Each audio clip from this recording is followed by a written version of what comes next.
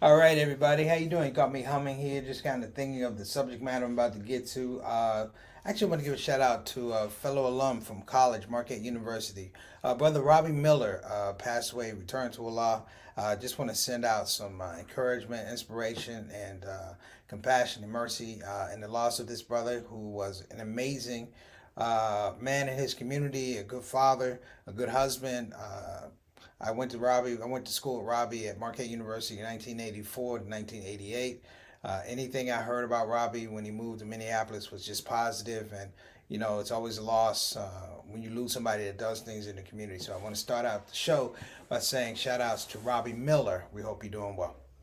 All right, so let's get to it. Let me welcome you guys to the show. In case you don't know me, my name is Preacher Moss. I'm the host of the SOS, better known as your platform, not just my platform. This is your platform. We go from humor, we go to current events, we go to social issues, we go to just food sometimes. But today, brothers and sisters, we're going to be tackling on this episode of Understanding Our Black History. We're really going to be talking about black mental health. I'm going to give a little bit of a historical perspective about black mental health. That is really fascinating when you really start thinking about what we were talking about in terms of a community and in terms of mental health and some of the undulations of our not preoccupation but fear of pursuing mental health assistance, actually investigating it. Sometimes how we had a very antithetical approach to it, some of the religious implications. It's a lot of things to unpack, brothers and sisters. But here in 2022, I feel like we need to take a very, very realistic look. Several shows ago, we talked about the suicide rate amongst black teens. But you know what we have to understand is that black teens have black parents. And black parents have black parents before them. And some of the things and the pressures and anxieties that we see in our society today, they were probably much more intense back then. And I'm not going to go into this whole description of black people being traumatized. We know that. And that's redundant in this case. It is it's actually the idea that we're traumatized, but we've somehow, in some regards, it's getting better, but we built a wall to treatment. So if you guys will allow me today, I'm going to talk about black mental health from a historical perspective, from a personal perspective, and hopefully somewhere, someplace, this video gets out, this show gets out, and it means something to somebody. And maybe that person will go out and get some help. Or maybe that person will recognize that somebody in their circle needs some help. And we won't have this hesitation. We will have resources. We will have a call to action that our family members, our friends, our brothers, sisters, mothers, fathers may need this help. And we need to be able to identify what this valuable asset is in its capacity to help our community. All right? So listen, buckle up. I'm going to make this thing very open. I would encourage people, if you have comments, to go ahead and put them in the comments section. Send it over. It's okay. If you can't stick around for a response, it's okay. Just put it in the comments section, because your questions or your questions, your concerns, they're valuable. So we want to make sure that nobody is shut out today. So even if you have to put a comment section, something in the comment section, you have to leave, it's okay. We are open. We are going to have a very open discussion about black mental health. All right. Listen, I'm Preacher Moss. This is a shout out show. We're talking about black mental health, understanding our black history here on the Shout Out Show. Let's get it rolling.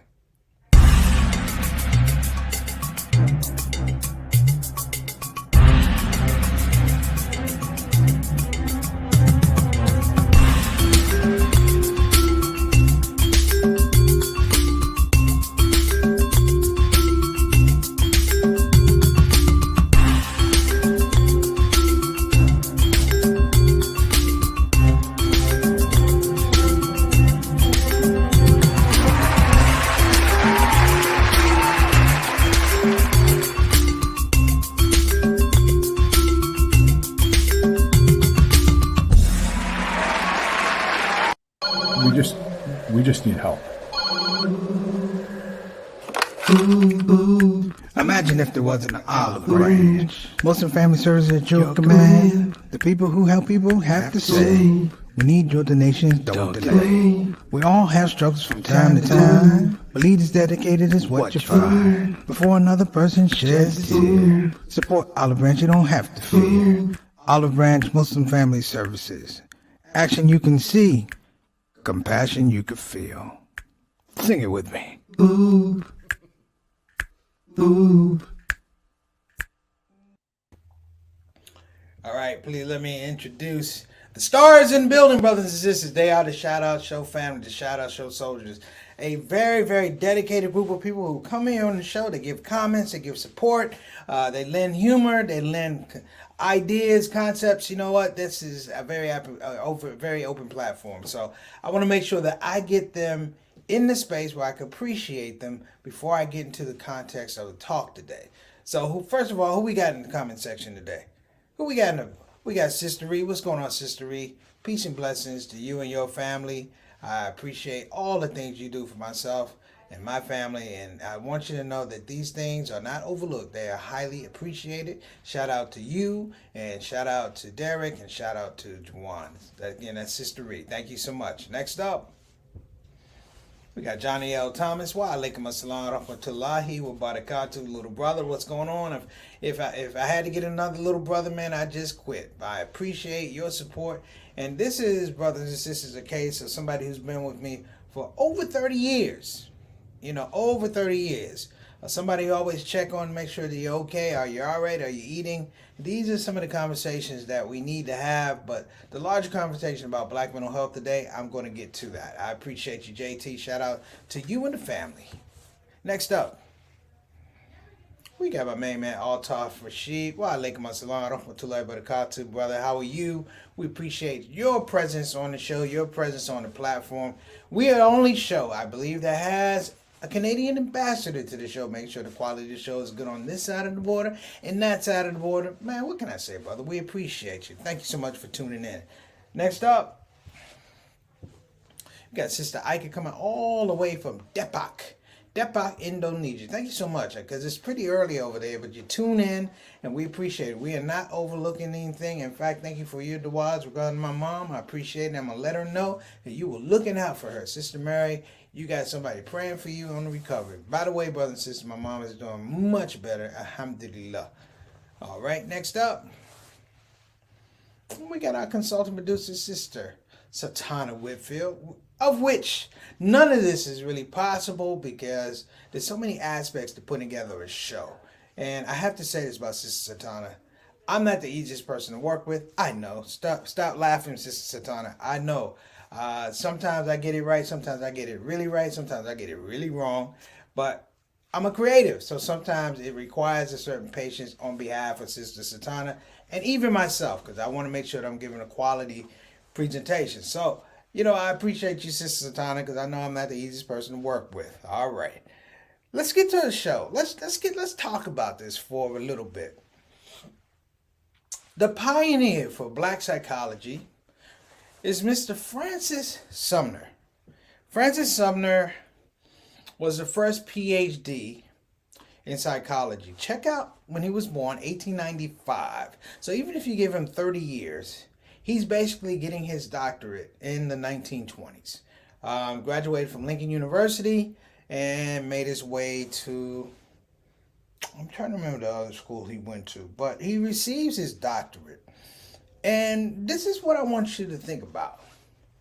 This is a man who's born not too many years after slavery, somehow gets in his mind, and I have to say this about the community, because I think we're kind of overlooking this. The community produces, if you will, not only high schools, but institutions of higher learning, and produces the intellectual capacity for somebody to understand that there's a need for mental health. They weren't calling it that then, but they were calling it mental health, but in psychology. Because if you think about it, coming out of the slave period, we're talking about antebellum, you're talking about Reconstruction, all of that, brothers and sisters, the one thing that was not focused on in terms of wellness was the free black man and the free black woman and the children that they were responsible for. You know, I can't begin to fathom the scope of mental illness, the scope of depression, anxiety, schizophrenia, bipolar, whatever you want to call it, that was associated in that period, not just slavery, but the period after slavery, where you dealt with Jim Crow, where you dealt with segregation as a norm. This was not something where you go, it'll get better tomorrow. These are people who lived under the pressure of, this is going to be for the entire expanse of my life. For my lifetime, this is what I have to deal with. And what you begin to see, brothers and sisters, is a development of something that was amazing if you start looking at just the time span. If we put timestamps on things from our father of black psychology to the evolution of the thought that there needs to be, wait for it, there needs to be a separate brand of psychology called black psychology. And that black psychology that they began to develop was specifically designed to help African Americans navigate and also, I want to say, interpret the world around them from the lens of being African American.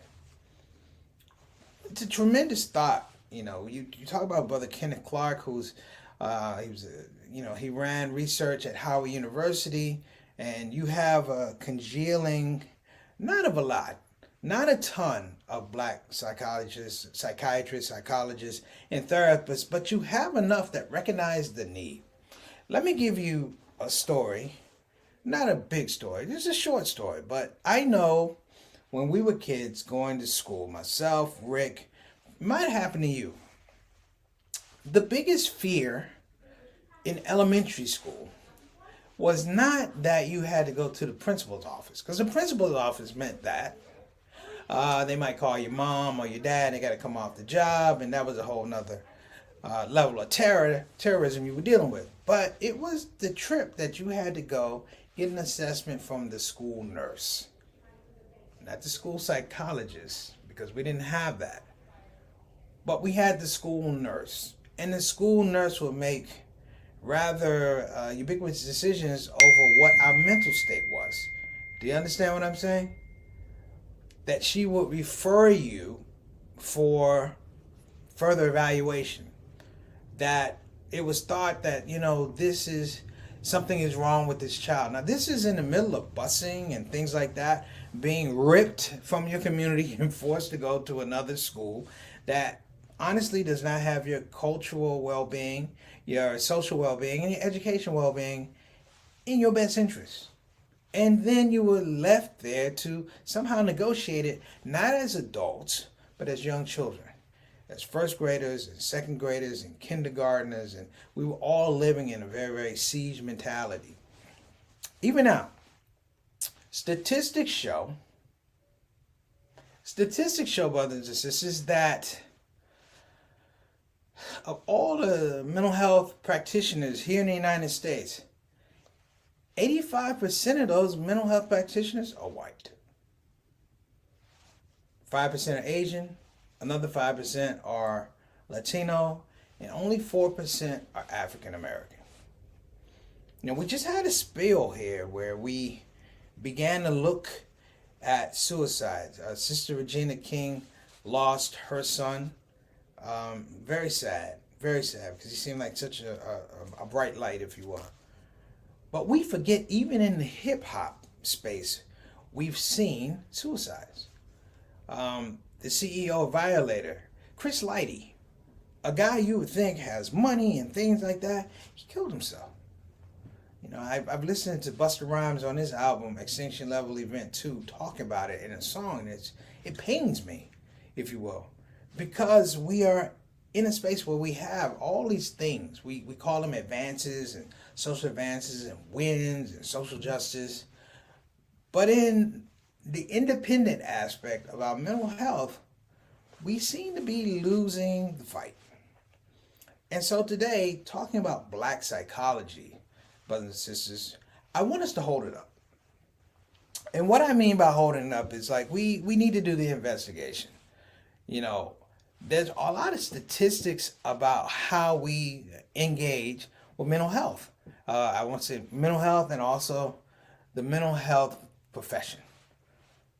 I have plenty of friends who I've tried to refer to stuff, and you don't know how you feel sometimes. Can I say that?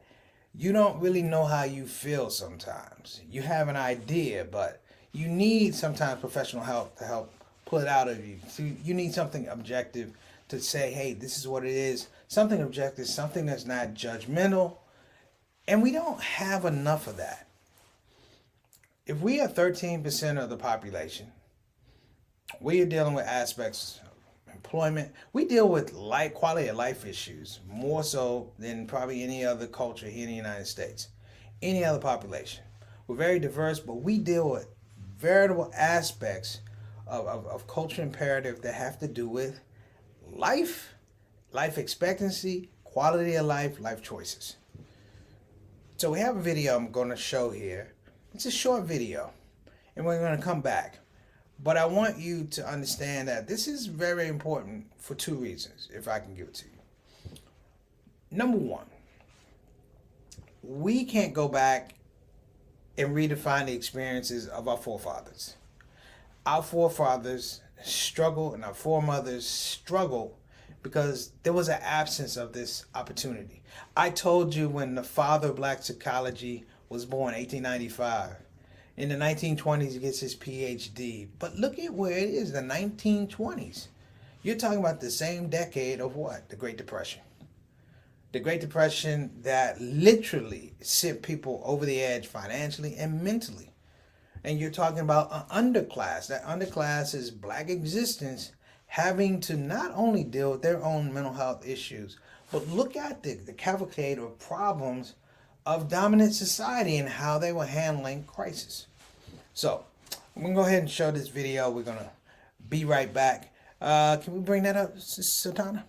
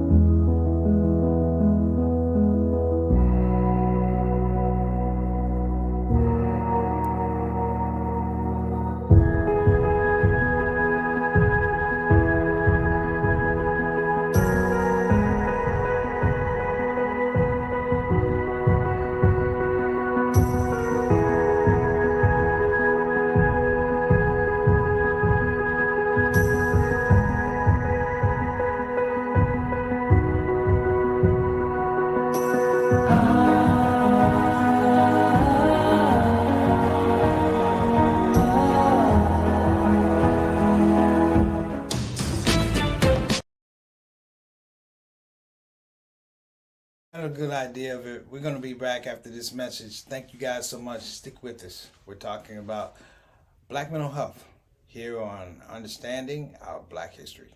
Preacher Moss will be right back.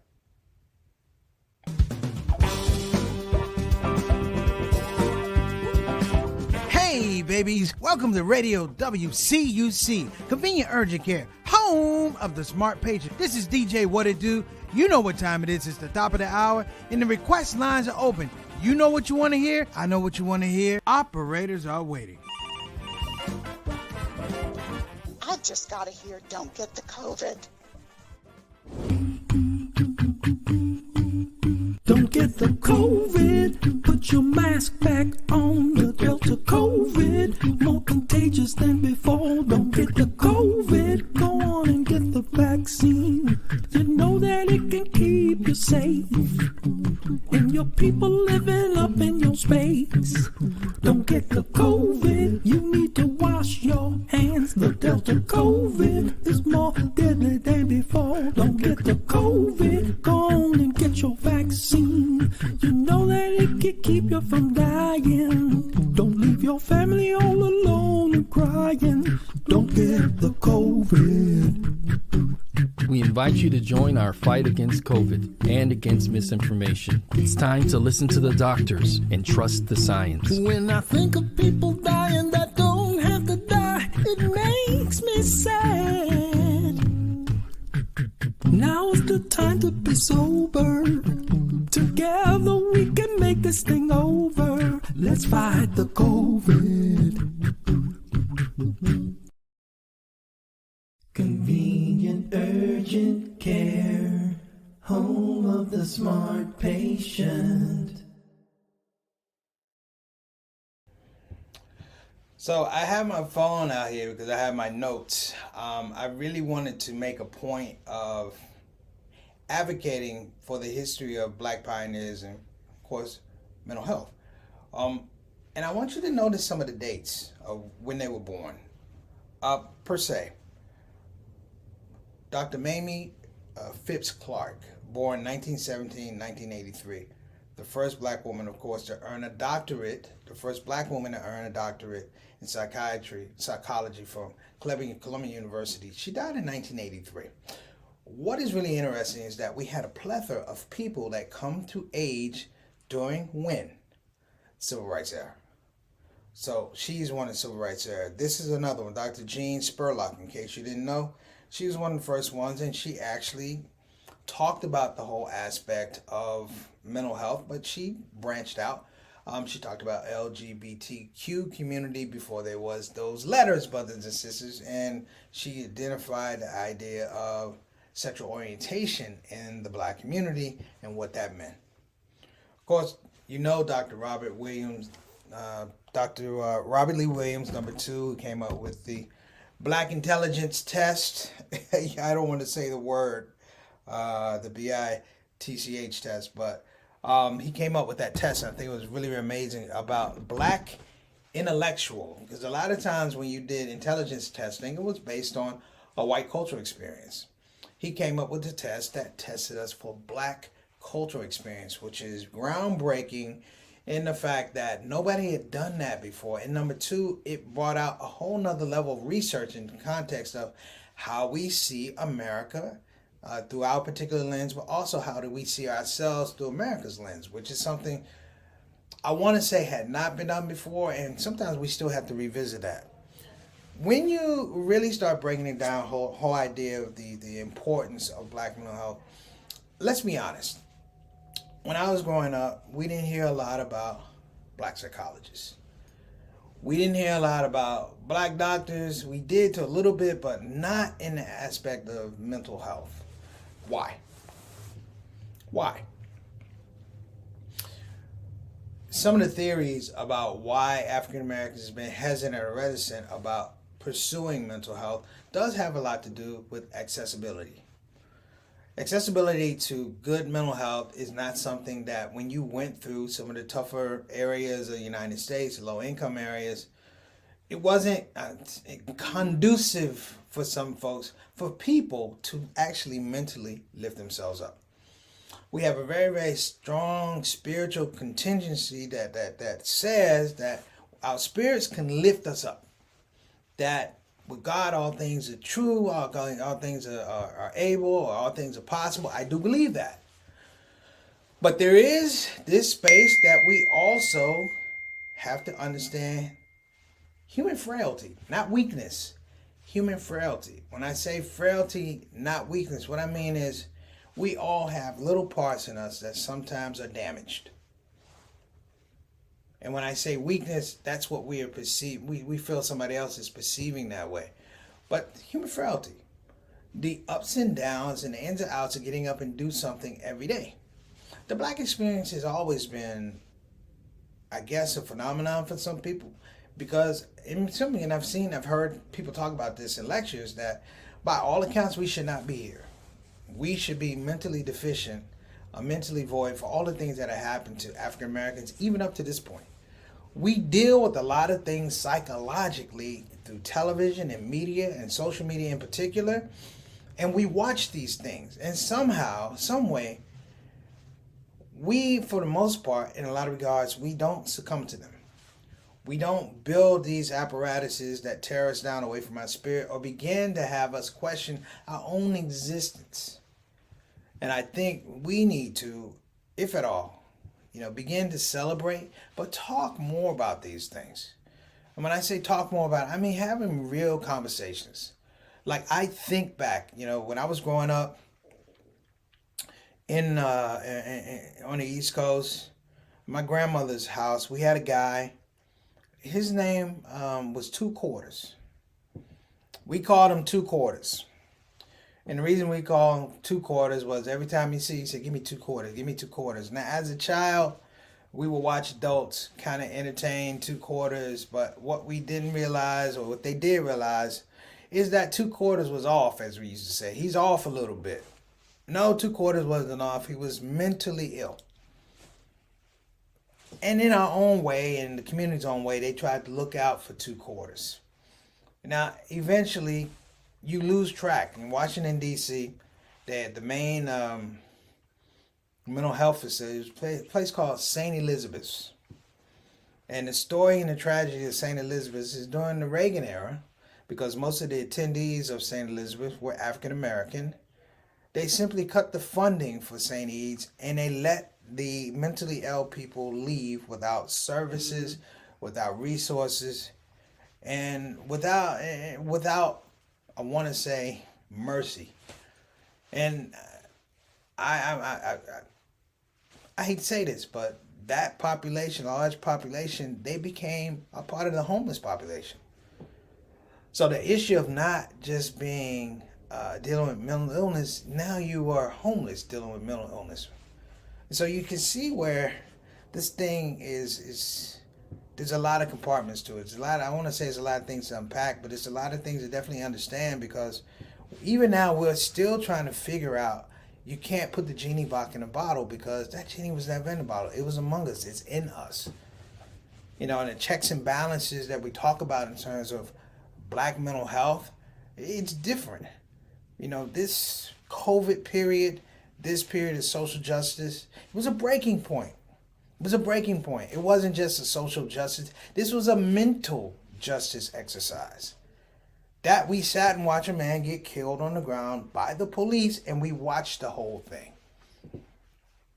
We watched the whole thing. It was not a thing where it happened, we didn't see it, and there was tape around the body. We watched a murder committed on social media, committed on TV. And we turned the TV off. Every one of us needed to do a checkup from the neck up and say, are you okay? Because there's something about watching that stuff, and if you don't have any feeling, or you don't have any empathy, or you don't have any kind of emotion stirring around about that is wrong, or that is incorrect, or that is immoral, or that is illegal, or that is criminal, yeah. And then we sit around and we watch the larger population have things like an insurrection in January 6th. That wasn't an insurrection. That was an exercise in mental illness. All right, you guys know what I want to say about that. So I don't want to go too far. But I'm going to suggest, and Satana, if you could put it up, the banner for the National Suicide Hotline, I would appreciate it. And let me tell people as well, the banner, when you call the hotline, you don't have to be in crisis about suicide. These are mental health professionals that are there to talk to you. This is the prevention hotline. The prevention hotline. Okay? Prevention is a big thing. So, don't be afraid to call. Don't be afraid to call a loved one. Get them on the phone. Let them know, hey, listen, this is it. And as well, I would ask that you actually look up the Association for Black Psychologists so you can get a referral in your area. All right? There are not a lot of them, but there's enough of them that we can have a referral, and you can do telehealth and all these type of things. Alhamdulillah, but don't wait. All right? So that's my 2 cents. So let me go to the grand wrap up. I want to give a shout out to BeFinanciallyIndependent.com. Again, that's BeFinanciallyIndependent.com. You can call 202-508-3780. Again, that's 202-508-3780. And if you're interested in quality graduate level education, Bayan Islamic Graduate School, brothers and sisters, go to bayanonline.org. Again, that's bayanonline.org. They are looking for summer applications, so don't delay. And we're going to give a shout out to ShOUT TV, our newest partner, ShOUT TV. Make sure you check them out. They're doing wonderful things over there. Subscriptions are up. They have discounts for Black History Month. We're going to have some ads on that, so make sure you get over there and check them out. Show some love to those folks. And, of course, we want to give a shout out to, that's right, Convenient Urgent Care. That's www.convenienturgent.com, www.convenienturgent.com. Check them out, Convenient Urgent Care. That's our show for today, brothers and sisters. Remember, mental health is mental wealth. I'm your host, Preacher Moss. Take care. Assalamu alaikum wa rahmatullahi wa barakatuh.